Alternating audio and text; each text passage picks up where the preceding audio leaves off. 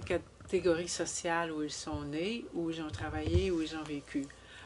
Ils peuvent changer de catégorie sociale en descendant de catégorie, en perdant de l'argent, mettons. Mais que ce que je vois, c'est que la plupart des gens fréquentent des gens et les endroits qui correspondent à leur revenu budgétaire, d'argent. Et les gens pauvres aiment rester avec les gens pauvres, les gens riches aiment rester avec les gens riches, les gens qui sont dans la classe moyenne veulent fréquenter des gens qui sont dans la classe moyenne.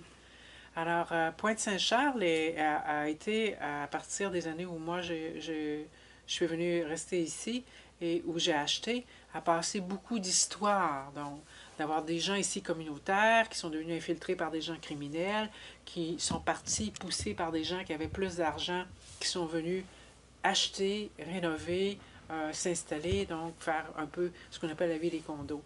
Alors, ça a fait beaucoup de gens qui ont fait comme des tensions sociales. Chaque groupe veut rester dans son groupe puis dire non, maintenant Pointe-Saint-Charles, c'est nous, les gens qui ont plus d'argent, c'est notre coin, puis les autres, tassez-vous. Ceux qui étaient là, non, nous autres, c'est nous autres. Bon. Alors, moi, je suis comme un espèce de caméléon hybride. Moi, je me promène dans tous les milieux.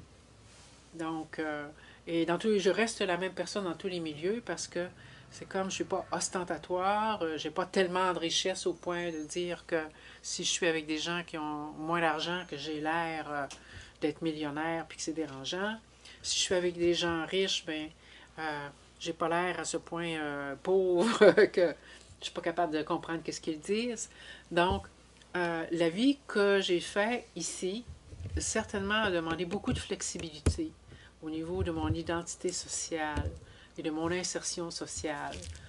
Que moi, j'ai décidé que les gens que je fréquente, je ne les choisis pas en fonction de leur revenu, je leur choisis en fonction de leur cœur. Moi, je fréquente juste les personnes qui ont bon cœur. Si une personne n'a pas d'argent, si une personne a beaucoup d'argent et un mauvais cœur, pour moi, c'est pas une excuse, je veux rien savoir d'elle. Je fréquente les gens qui ont bon cœur. Mais d'habitude, les gens, c'est pas ça. Ils fréquentent les personnes qui ont le même revenu qu'eux autres. Donc, je pense que je suis un peu spéciale à ce niveau-là.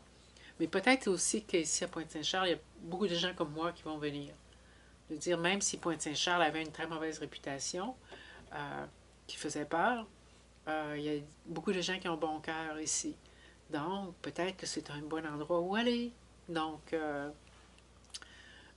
en autant qu'une personne décide que c'est pas les préjugés qui l'amènent, c'est elle, qu'est-ce qu'elle va penser, puis comment elle va agir. Puis elle n'est pas obligée d'agir comme le voisin. Dire le voisin, lui, il a telle sorte de voiture, moi je vais avoir une plus grosse voiture que lui, puis je vais avoir plus flashé, puis je vais plus... donc, et peut-être que ça, c'est une des choses aussi que je veux dire de la rue Colorane. C'est que quand je suis entrée ici, la rue Colorane était vraiment à terre, comme plusieurs de rues.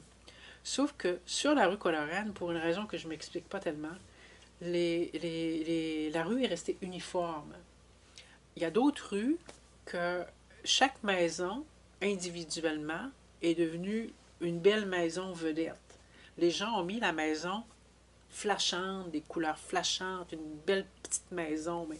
Sauf que le problème, c'est que toutes ces maisons-là, mises ensemble, font une mauvaise rue. C'est comme si chacune des maisons a une grosse affiche. Non, c'est moi la plus belle, c'est moi la plus belle. Ici, sur le tronçon de la rue Colorane, toutes les maisons sont comme assez modestes. Bien tenues, mais assez modestes. Mais toutes ces maisons-là mises ensemble font que la rue est belle. Ce qui explique probablement pourquoi les tournages de cinéma se font sur la rue Colorane et non pas sur les autres rues.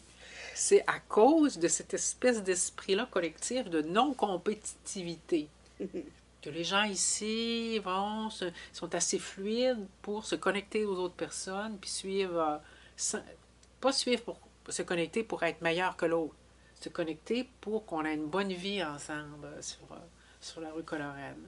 Alors j'espère, moi, avoir apporté à ma rue ici, je me sens responsable. Quand on est propriétaire d'une maison, c'est beaucoup de responsabilité et d'engagement.